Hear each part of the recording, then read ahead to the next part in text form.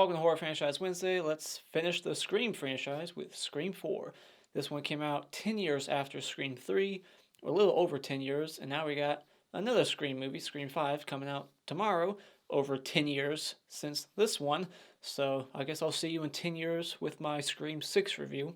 And so Scream 4, 2011, once again, directed by Wes Craven, and now we got Kevin Williamson back to write this movie. And this one is essentially like a remake of part one. This one's a commentary on remakes and franchises that go on too long. And we got Sidney, Gale, and Dewey back in Woodsboro. Sidney is now a author, just like Gale was in part two. And there's a new Ghostface Killer out on the loose, and she's got to find out who it is before she becomes a victim. This is the one I was looking forward to the most. This is the one I seem to be the least familiar with. I think I've seen it the least amount, probably 2 times. I don't think I even saw it at the theater. And so I was really hoping that on rewatch that I would like it, because on rewatching part 2, I had some major issues with that one, and it went down on rewatch. This one, I think, went up on rewatch. I really enjoyed this one. So jumping into my likes for this movie, I like that the cinematographer made it look different. It's they're making a new look, because this is like supposed to be like a remake of the first one, so it's modernized. The cinematography looks different than part 1 through 3, and it looks way better. I'm not crazy about the look of Scream 1, 2, and 3. I can't describe it. It just looks kind of dull. And this one actually uses more colors and shadows. It just looks way better. And I like how this movie's a commentary like on remakes and franchises, and pays tribute to the original Scream. It's trying to like recreate the first one, this new killer, and there's lots of like homages to the original. You got like another garage door kill, and the way the finale plays out, it's very reminiscent of part 1. And I like that. I like what they did here. It was smart, very clever writing. There wasn't anything that felt like forced like some of the other ones. And the kills, finally, I can say something positive about the kills. This one has the best kills, easily. We get a little bit of gore, some intestines, blood all over the walls. These kills are more modern, because in this day and age, you gotta go bloodier. The carnage has to be more vicious, and this one really ups the violence. It's not over the top or anything, but it's way better than what we've gotten before. And I really like the opening. It's not the best opening. It's silly. It's a commentary on franchises, and they're poking fun at torture porn, and it's really shocking on first watch what happens. It's like an opening within an opening type of opening. And I like the way it plays out. It was funny, and it just kind of pokes fun at franchises that just don't seem to know when to stop, and the further they go on, the more ridiculous they get, going into time travel. I mean, look at Friday the 13th. They went to Manhattan, and they went to space, and went to hell. They faced other icons. Like, when you get to a certain number, it just gets ridiculous, and you need to just pull the plug eventually. And this one has the sexiest cast of the franchise, easily. I mean, you got Emma Roberts, so I'm sold right away. She is adorable. And you got Panettiere, I can't say her last name, sorry. Kirby, I'm blanking on her name right now. I think it's Hayden Panettiere. She was in that Until Dawn game, I believe. And that's a great video game to play if you're a horror fan. It's like a horror slasher video game, so play that, Until Dawn. But she plays Kirby, great character. I love her more than Randy. Sorry, I'm not a big fan of Randy.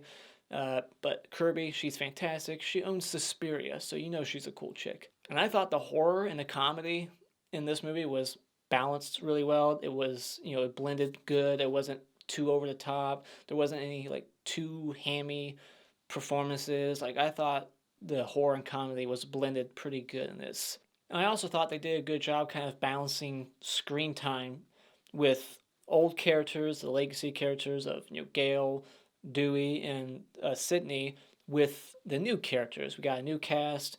We got Rory Culkin, Macaulay Culkin's brother, playing Charlie. We got the kid from Saw 2. You got Kirby. You got Emma Roberts and her ex-boyfriend. The red herring. So I think this movie, it tries to juggle like 2 sets of characters, and it gets them together at some points in the movie, and it shares the screen time about evenly with both of them. I know I've heard some people say like they wish it would have been more focused on this set of characters or more focused on this set, but I feel like they use both sets of characters pretty well in this movie. And I like all the new characters, and of course I like the old characters. I also thought this one had the better soundtrack, the better score by Marco Beltrami, and the motive at the end I liked the most. I thought this one made the most sense to me. Like, it's believable. It's been done again since in other horror movies, but I totally get it. The speech isn't too long, and this killer is smarter than some of the killers before and corrects some of their mistakes. My only couple of issues with the movie is I still think there's too many survivors. This movie should have taken a risk like Scream 2 did and kill one of the main three legacy characters from the first of the trilogy. Gale, Dewey, or Sidney should have died. One of them. This movie should have had like a gut punch. Somebody needed to die. And so the hospital ending, it felt kind of tacked on, silly, and it acknowledges that it's silly too within. The killer's like, don't you think this is getting silly? Like, yeah, I agreed with that person in that moment. Like, yeah, this is silly. We should have ended this movie 3 minutes ago, and that ending would have been darker. It would have been way better for this film. And this movie kind of continues that dumb cop trope that I don't care for. It just seems like a stereotype. Like, cops are always useless in horror movies. And they even talk about that a little bit in the movie. Again, it's very meta, self-aware. They're talking about how cops always get killed in horror movies because they're stupid. And the cops in this one, once again, are stupid. Dewey's kind of back to being silly again, like he was in part 1. He's got that mustache back, but now he's the sheriff. But yeah, the one cop who's like the comedian, he has like a one-liner that was just really bad. Fuck you, Bruce Willis. Fuck Bruce Willis. So final thoughts, I think this one does an excellent job recapturing the magic of the original while modernizing it, updating the look, upping the violence, and balancing the horror and comedy together beautifully, making this one up to par with the original in my opinion. So when it comes to Scream 4, I recommend you go out and buy it. So in the opening here, we got a movie within a movie, and we got some familiar faces here. I don't remember all their names, but these are some famous actresses that have very small roles in this movie, and they just get picked off very quickly. The first two get killed within like 3 minutes, and it's like, stab 6. And then these other two actresses that I'm familiar with, they're on the couch watching it. She's going on about how it's all torture porn, they're recycling the same shit, blah, blah, blah. And she just gets stabbed out of nowhere. It's very shocking. And she's like, did you see that coming? And then it's like, stab 7. Like, really? So the opening of stab 7 is the opening of stab 7 is stab 6? Like, what? And then the one character's like, don't overthink it. But yeah, and then like we get into the real movie, but then at that point you're questioning if you're actually in the real movie. I was watching it with my parents, and my dad was like a few minutes into the movie, he's like, this better not be stab 8. I was like, it's not. But yeah, it's like, is this stab 8? Is it going to be stab 9 5 minutes from now? Like, Jesus Christ, how far is this going to go? And so, yeah, then we get like another garage door kill. It's not as stupid as the first one. It doesn't lift her up. It just smacks her on the ass, which I don't think it would do that. Isn't there like sensors? It would just be like, oh, there's somebody here, and it would stop. It wouldn't keep going and crush your spine like it does. But yeah, very similar kind of Casey kill. It turns her over, goes to stab her in the face. I thought she was going to like grab the mask and pull it off. But yeah, a little thing I noticed was it almost felt like, I don't think they were doing it on purpose, but it seemed like they were trying to do kind of like what Final Destination 2 was doing things in like reverse. I thought they were going to like recreate kills from part 1, but backwards. So it's like we got this garage door kill, and then there's a person on top of a news van later on, like, the camera guy in part 1. So I was like, oh, are we doing the kills again backwards? So the Ghostface voice is now an app on your phone. I thought that was kind of a funny idea, and now more and more people can do these prank calls and sound just like Ghostface. And I like that Dewey in this movie says, everyone's a suspect. He doesn't say it like Randy, but when he said it, I was like, that's a nod to part 1. And there's a lot of that in this one. But yeah, he says everyone's a suspect. And then Sidney is a writer now. Gale's having writer's block, and Sid's book is called Out of the Darkness because she used to be in hiding. Now she's facing the world. She's no longer hiding in the darkness like she was in part 3, and so I like that. And then she finds a bloody knife and all these pictures and the phone planted in her trunk, trying to frame her, I guess. It kind of reminded me of I Know What You Did Last Summer. I'm surprised Sidney didn't turn around like, "What are you waiting for, Ghostface?" Another thing from part 1 is Jill's boyfriend, ex-boyfriend in this one. He enters through her window, just like Billy. Then we get a really cool kill sequence here where he's like, "I'm in your closet," but then they open up the closet, he's not there, and he's like, "I didn't say I was in your closet." And then the chick across the street gets attacked. We get like an Argento kill, throwing her through the window, maybe an homage to McCarthy's kill in part 3.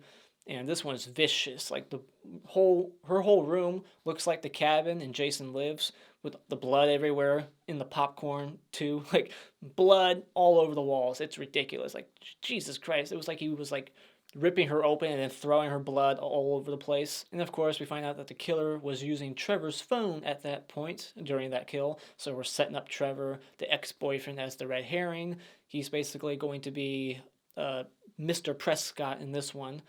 They're going to blame him. He comes out of the closet, duct taped and everything, just like Mr. Prescott.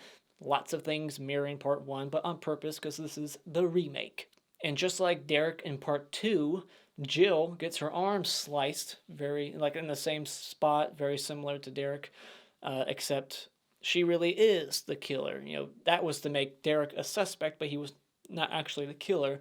This is making her a victim in this one, but she's actually the killer. So then we get the publicist kill, played by Alison Brie, who's gone on to do a lot more things since and done some horror movies since. So she's a bigger name now, Alison Brie, and she's also another adorable actress in this movie, but she's kind of the stupid character in this one because she has her cell phone. She foreshadows her death, too. I thought that was kind of interesting. She's talking about how she's talking to Sidney like, your books keep people from jumping off cliffs, and what happens to her? She jumps off the building, falls to her death. But so I was like, oh, foreshadowing. But she's in her car. Ghostface jumps on the hood. He has like her spark plugs or whatever. Car won't start, but she has a cell phone, and she never once dials the goddamn cops, who are actually all gathered around right in front of that building. So that was dumb. Like, in the moment, you would call the cops. I don't want to hear no excuses like, well, when you're scared. No, when you're scared, you call the cops. So no excuses. So the fact that she got out of the car and ran for the door instead of dialing 911 right away with her phone is stupid, and she deserves to get killed. So then we get a scene kind of similar to scenes in 1, 2, and 3, the new rules being applied. We always got to have that scene in a Scream movie where they talk about rules.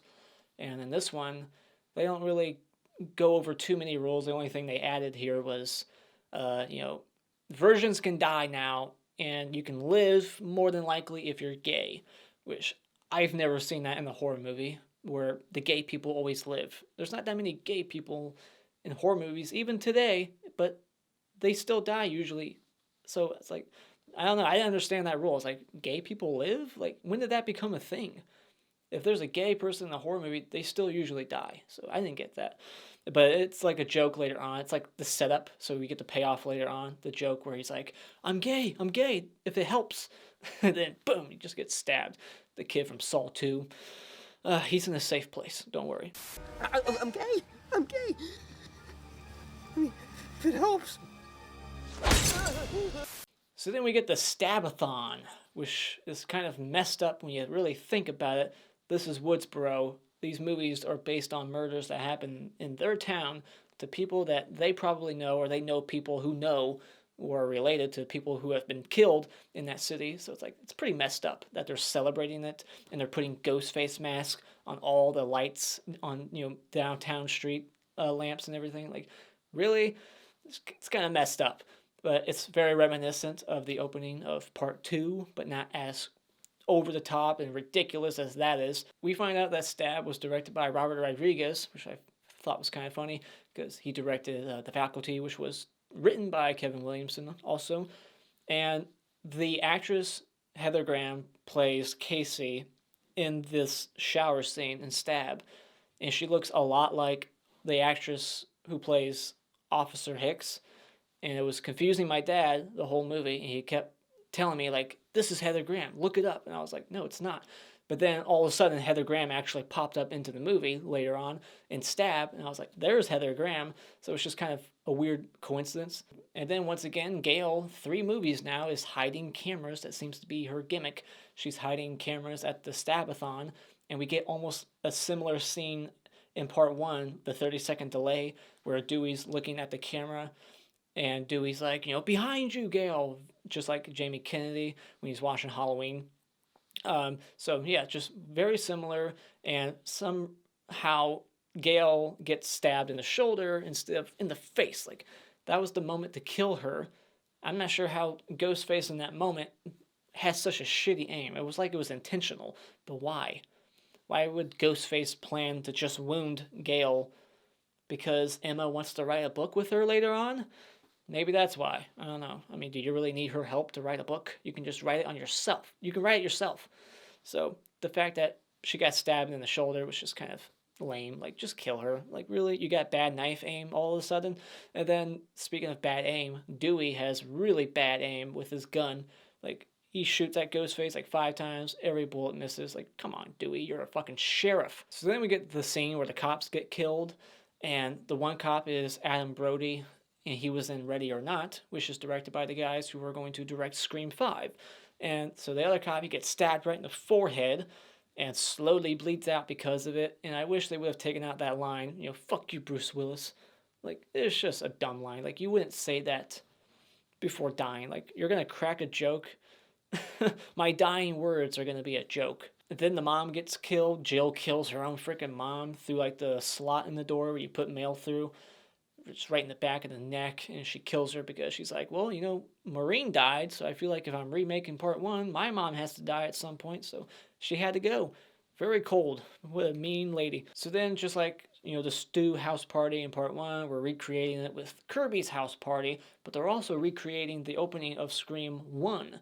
Again, like I said earlier about the kills kind of being in reverse order, if that's what they were trying to do. It's like the scenes are in reverse order, so now it's like, the opening with the garage kill was like, that kill at Stu's house, and now we're ending this movie with the opening of Scream 1 with the guy tied up in the chair outside and the phone game taking place. So it's like we're doing the opening of Scream 1 at the end of Scream 4, and the end of Scream 1 was kind of like the beginning of Scream 4. So reversed. Anybody else notice that? But yeah, if there's a killer on the loose, why is this guy, like, separating from the group, going outside, getting shit-faced, drinking so much, and then he says, who's there? Like, really? Come on, you don't say who's there. Scream 1 established this. So when Kirby's playing that phone game and Charlie's tied up like Steve outside, she has the question, name the horror remake the groundbreaking horror remake, and he doesn't even finish the question, and she just rattles off like 30 remakes, and then there's no answer. But in the trailer, the guy says, none of the above. But in this one, there is no answer. So what's the answer? What was the groundbreaking horror remake, blah, blah, blah? I want to know what the question was. And there's been 30 more remakes since, so she could have added Evil Dead, Suspiria, Maniac to that list, Town That Dreads Sundown. Some people call that a sequel, but whatever. Like, there's been so many remakes since. But yeah, I'm curious what that question was. And really, you're going to stab Kirby to be with Emma Roberts? I mean, she's gorgeous too, but she's clearly fucking nuts. Kirby is finally into you, and you're going to stab her because she waited too long? If I was Charlie, I'd be like, Emma, you're cute, but you're crazy as fuck. I'm going with Kirby. She's got Suspiria. She's a pretty cool chick. So I wouldn't stab Kirby. I keep her alive. But is she dead? I think they confirm it. They say it at the hospital, I think, that everyone's dead, except for Sidney. So I guess she's dead, but we don't really see her die. She's slowly bleeding out, and I like that when he's stabbing her, he's like, it's not as quick as in the movies, which is kind of funny because I feel like in some of these Scream movies, people do get stabbed in the gut and die rather quickly. So then we get the Stu and Billy stabbing each other scene being recreated again, except with a twist. She stabs and kills Charlie like, I'm going to be the sole survivor. I'm going to create the sequel. It's not going to be a partner thing here. I'm by myself, going solo. And I like that. Just adds to her cruelty. She's betraying everybody, even her accomplice. Just stabs him right in the heart. And then stabs Sidney. Like, thank you. Like, she wasn't going to go stab herself and be like, watch, Sidney, as I stab myself. Like Billy did in Stu. I thought that was so dumb in the original. It's like one of the biggest mistakes that movie made because it was just so lazy. Like, no one in their right mind, which I know they're crazy, but no one would do that. They'd stab and get rid of the protagonist first and then start stabbing themselves to set everything up. So I like that. In this movie, they corrected that mistake. What's her name? Jill. Jill stabs Sidney and thinks that she's dead before she starts throwing herself around, banging her head up against the wall, throwing her against this and that, breaking glass. Like, I'm surprised she didn't kill herself. Like, it would have been funny if she accidentally killed herself in the process because she goes way too far. Like, the first two things was enough. Like, she stabs herself in the shoulder and then has the guy pull her hair out. So, like, that's enough right there. You got scratches all over you. You got a knife wound. He's got your hair in his hand, fingerprints all over the gun and knife. Like, you're good. But she takes it like 10 steps further and throws herself up against the wall, the table, like fucking her shit up. It's like that scene in Liar Liar. He's in the bathroom throwing himself around, and the guy comes in like, "What are you doing?" He's like, "I'm kicking my ass. What's it look like I'm doing?" But yeah, then we get this. Yeah, we got that speech I forgot to talk about. It goes on maybe a little too long, but she just talks about how she grew up bitter because her cousin was famous because she was a victim, so she wants to be famous for being a victim too and make a bunch of money off of it somehow. I guess write a book. And so yeah, that's her motivation: fame and money. Makes sense. So then we get the hospital scene, which is basically like an alternate ending, and it feels very much like Black Christmas. Again, just like in that movie, I feel like all of that was unnecessary. The movie could have ended with the house going up in flames. The end. The whole hospital shit in that movie, axe it. In this one, again, axe it. Like, if this movie ended with Jill just being carried away, all the flashing lights and, the news reporters like, Jill, how's it feel to be a hero, blah, blah, blah. Like, she gets what she wants. The end. Roll credits. And then we can set up the next movie where maybe Dewey and Gale somehow find out and she's on the run. I don't know. They could have went in a different direction, but no, they had to do the typical ending. Sidney's still alive because she didn't do a good job making sure that she was fucking dead. So she's got to go attack her again, but it's like, really? This is silly. How are you going to get away with it this time? You're going to have to frame a third person now. You already framed Charlie, you framed Trevor, and now you're going to have to frame somebody else now. Some other Ghostface just came to the hospital and killed Sidney, but not you? Like, it's going to look very suspicious. You're going to be arrested. So she's just crazy. She's like, what are you, Michael fucking Myers? I like that line. And so, yeah, she just gets electrocuted in the head with the paddles. Black Christmas, again, the remake. The true remake, not that god-awful piece of shit agenda film that just came out a couple years ago. Remake in name only. Fuck that film. In 2006, the paddles to the head. But I feel like when she got shocked, she had Gale at gunpoint. If she got shocked, her body would have tensed up and her gun would have went off. She would have shot Gale anyways. But whatever. So, yeah, she's like, don't fuck with the originals. That's the first rule of remakes. And so I like that shot too. It's like, just them looking at each other, just like they were like 5 minutes before at the house. It's them looking at each other, Sid and Jill, face to face. And the end. That's the end of the movie. Didn't really stick the landing that well at the end, but I still think this is a really solid film. Not too many complaints. I think it's just as good, if not better, than the original. Call me crazy. I enjoyed it much more. So, maybe it's because it's more modernized, it's more vicious, it's got a different look to it than the first three. It's more up my alley, so I like it. What are your thoughts on Scream 4?